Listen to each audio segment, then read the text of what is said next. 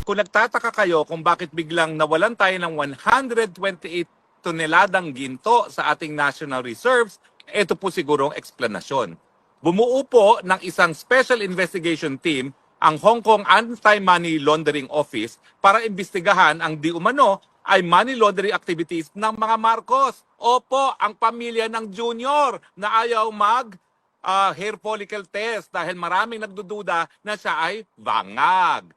Ang sangayon po sa Hong Kong anti-money laundering, ito po ay may kinalaman doon sa mahigit $100 billion na money laundering activities involving no less than 350 tons of gold deposit. Mantakin nyo yan. At itong mga aktibidades na ito ay nangyari between yung mga panahon na talunan ang Marcos Jr. pero I'm sure pinakikinabangan hanggang ngayon dahil nga hindi natin naintindihan kung ano nangyari dun sa 128 billion na biglang nawala sa Central Bank Reserves. Now, nagkaroon pala ng isang Taiwanese na whistleblower at ito po ay headline sa Taiwan. Mantakin nyo yan. Bida na naman ang Marcos family dahil headline po sa Taiwan nung nasimulan ang money laundering investigation laban kay Marcos Jr. Magandang araw po sa inyong lahat, ha? Araw na naman ng linggo at meron na naman tayong Spokes Hour. Anong pag-uusapan natin? Ayan, nangako ng 20 pesos na bigas, matapos ang isang araw, natigil na. Nasaan na naman ang 20 pesos na bigas? Ang problema kasi, talagang pag sinungaling ang presidente at hindi talaga mabigyan ng katuparan ng pangako, kahit anong gawin niya, hindi mangyayari.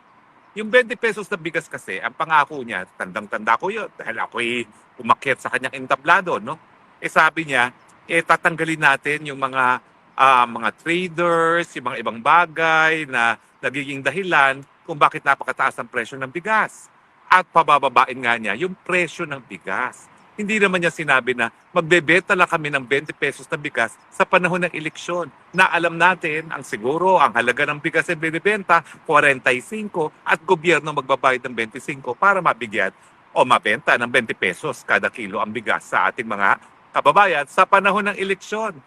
Dalawang bagay ang dahilan kung bakit nila tinigil yan. Number one, napakalaking halaga ang gagastusin ng gobyerno sa panahon na wala na tayong pera. Bakit? Kinurakot na nila sa mga ayuda, sa mga flood control projects na wala namang silbi, sa mga infrastruktura, sa tungpat, sa kali at mga tulay na gumuguho. So saan mo pa kukunin yung pera pantustos dun sa halaga na 45 bigas na ibebenta mo sa 20 pesos? Siyempre, simple arithmetic yan. Kung wala ka namang pera na inipon at wala kang extra pera na pwedeng gastusin para isubsidize yung 25 pesos, kung ibebenta mo sa 20 pesos kada kilo yung bigas na binili mo ng 45, ubus na rin yung pera. At ngayon, dumating na tayo sa punto, lumalabas na yung ating deficit. Yung halaga ng binibili natin sa labas, napaka-laki kung ikukumpira mo dun sa mga naibebenta natin sa labas. Matindi na po yan, no? Yung ating trade deficit na tinatawag. At siguro sa susunod na Spokes Hour, pag-usapan natin kung anong ibig sabihin yan na mas malaki yung linalabas nating halaga kaysa doon sa kinikita nating halaga. Well, simple lang po yan. No? Tayong mga ordinaryong pamilya, kapag siyempre ang ginagastos natin mas malaki sa kinikita natin, saan mo kukunin yung balanse? Utang, utang, utang. At kapag kayo umutang na umutang, ay naku, dating ng punto, una-una, baka wala na magpautang sa'yo dahil hindi mo na mabayaran. Pangalawa, siyempre, kakagat ka sa mas mataas na mga interest rates. Pero ang punto po, palpak na naman ng Marcos Jr. Talaga naman pong kapag nagsisinungaling, at sinabi naman ni VP Sara, talaga namang alam ni Marcos Jr. na hindi niya madideliver yung 20 pesos kada kilo ng bigas. Sinabi lang yan bilang pangako, talagang hindi magkakaroon ng katuparan yan. At siguro, ang nangyari nga dito nandyan pa yung batas na hindi po pwedeng mag-vote buying, di ba? Ako yung kauna-unang nagsabi na kapag pinagpatuloy niya yung 20 pesos kada kilo na bigas, na talagang alagay 45 at talaga namang sinasubsidize ng gobyerno ang halaga ng bigas na yan, talagang yan po ay pwedeng maklasify as vote buying. At baka ma-disqualify pa ang lahat ng kandidato ng alyansa.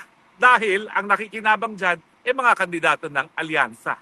Dapat nga siguro, biski isang araw lang yan, may magreklamo pa. Dahil vote buying pa rin yan na isang instance, isang araw. Hindi naman ibig sabihin na palibasa tinigil na wala na yung krimen. So ako, tinatawagan ko ng pansin ang legal ng PDP Laban, maghain pa po kayo ng complaint laban sa vote buying, laban sa alyansa. Dahil yung isang araw na nagbenta sila ng subsidized rice, yun po ay vote buying pa rin. Dapat maparusahan ng matutunan ng leksyon. Kasi yan ang problema sa atin sa Pilipinas. Binabaliwala natin ang mga batas, kaya tuloy, nagkakaroon ng sense of impunity. Ano ibig sabihin ng impunity? Kaya kong gawin yan dahil kami nakapwesto. Wala kaming pananagutan dahil kami nakapwesto. Yung mga kalaban namin, gaya ni Duterte, ni Harry Roque, silang titirisin namin dahil kami nakapwesto. Ay hindi po. Ang batas po ay dapat ipatupad sa lahat ng lumalabag. Hindi lang sa mga kalaban ng gobyerno. Lalong-lalo na kung tanim kaso naman yan. Very briefly ha, yung tanim kaso nila kay Kong Pulong, palpak! Ano ba naman yan? Ang pinalabas naming video ni Maharlika, bangag na humihit-hit ng powdery white substance. Ang pinakita nilang video ni Kong Pulong, di umano, merong tatangkain na saktan. Pero hindi ko naman po nakita na talaga nasaktan yung tao. So, ano yan? Wala pong kulong yan. Yan ba yung dahilan? Yan ba yung tingin nilang dahilan para hindi manalo muli si Kong Pulong? Ang totoo lang po, basang-basa na ang papel ng mga kalaban ni Kong Pulong at ng pamilyang Duterte sa Davao. Unang-una, mga walang utang na loob. Mantakin mo, tinalaga sa gobyerno ilang beses yung kanilang kamag-anak na tumatakbo ngayon labang kay Tatay Digong. Isang beses, miyembro ng gabinete. Pangalawang beses, miyembro ng isang constitutional commission. Mantakin nyo, matapos na bigyan ng 2 appointment, linabanan ang nag-appoint sa kanya ng 2 beses. Hindi ba walang utang na loob yan? Hindi lang walang utang na loob, walang yapa. And to think, hindi naman sila nakakatakot na pamilya dahil ang ama nila ay kilalang Burlesque King. O, wag niyong kakalimutan mga taga Davao ha. Yung Burlesque King, nakitang hubad-hubad na tumatakbo doon sa isang hotel dahil nahuli na asawa ng babaeng kasama niya. At pinakulong pa yung permista. Anong ginawa ko? Dinala natin sa UN. Nagwagi po tayo. Sinabi na yung pagkakakulong kay Alexander Adonis ay labag sa karapatan ng malayang pamamahayag at dapat ang Pilipinas i-repeal na ang criminal libel law. Kaya nung ako'y nasa kabinete, kasama ko yung kalaban ni Tatay Digong ngayon, nako, hindi ako nakipagplastikan dyan. Gusto kong upakan talaga. Minsan nga linusob ko yan kasi kung nung ginagawa, linusob ko yan doon sa press briefing room. Buti na lang pinigil ako dahil talaga sasakalin ko na siya, no? Tako talaga ni minsan, hindi ako naloko na yung pamilyang yan, kung ano ang puno sa ring ng bunga. Walang mabuting gagawin yan. Kaya kita mo ngayon, despite the fact na 2 beses siyang tinalaga sa pinakamataas na posisyon, linabanan pa rin si Tatay Digong. Anong klaseng tao yan? At yung babae, naku, yung babae, binigyan ng programa sa SMNI. Anong ginawa? Matapos na sumipsip para magkaroon na kung ano-anong Biyernes galing sa Mr. Tambaluslos, ayun, tinira yung istasyon na nagpasikat sa kanya. Talaga nga naman kung ano ang puno, yun din ang bunga. Wala rin utang na loob. Bakit makikilala ba siya kung hindi dahil sa SMNI, dun sa show ng SMNI? Hindi, sino ba siya? Wala naman sila noon Wala na nga sila sa larangan ng politika Binuhay lang dahil tinalaga sila yung kapatid niya ni Presidente Duterte sa kapangyarihan muli. Kaya mga taga Davao, yan bang ihahalal nyo? Kahit ano pang pakita nilang mga video labang kay Kong Pulong, ganyan bang dugo ang gusto nyo mamuno sa inyong syudad? Naku, mahiya naman kayo sa inyong mga sarili kung ganyang tao ang ihahalal nyo bilang iyong alkalde at kongresista. Maiba naman po tayo. Kayan, nangyari na nga ang sabi kong mangyayari. Nawalan po tayo ng teritoryo sa ilalim ni Marcos Jr. Nasiwalat po, pero hindi masyado binibigyan ng diin na administrasyon na nawala sa atin ang Sandy Cay. Yung Sandy Cay po yan, nasa loob ng 12 nautical miles ng Kalayaan Island. So kung tayo po ay magwawagi at sasabihin ng hukuman na tayong mayroong titulo sa Sandy Cay, sakop po ang sa Pag-asa Island pala o sa Pag-asa Island at within 12 nautical miles itong Sandy Cay ng Pag-asa Island, kung tayo magwawagi at sasabihin ng hukuman at kinakailangan po dali niyan sa hukuman hanggang hindi po yan nadesisyonan ng hukuman o ng arbitration, wala pa pong kahit anong legal basis para sa kaninong nag-aangkin sa mga isla na sa kanila nga yung mga islang inaangkin nila. Kinakailangan dali niya sa International Court of Justice o di naman kaya sa binding arbitration na hindi mangyayari sa lalong madaling panahon. No? Pero ang punto, nawala nga po yung islang yan kasi itong Marcos Jr. nagtatapang-tapangan. Ang akala niya, sasaklolo si Tatay Trump sa kanya na kapag siya'y nakipaglaban sa China, I will be there. My support to you is ironclad. Ironclad my ass. Nawala na tayo ng isla. Nung panahon ni Ramos, nawala sa atin ang Mischief Reef. Panahon ni Noynoy Aquino, nawala sa atin ang Scarborough Shoal. Panahon ni Marcos Jr., nawala sa atin ang Sandy Cay. Pero wag po kayo mag-alala. Miski inkompetente at palpak ang Marcos Jr., ang law naman po sa international law, kung mapapatunayan natin na tayo talaga may titulo sa Pag-asa Island, baliwala po yung pag-occupy ng China dyan kasi nga you cannot gain territory through the use of force. Kinakailangan sa legal na pamamaraan. Pero habang nandyan po Marcos Jr., hindi po tayo makakaabot dun sa judicial settlement dahil hindi papayag ang China. Kung kayo ang China, papayag ba kayo? Hawak nyo na yung isla. Sa totoo lang, kapag hindi tumigil itong Marcos Jr.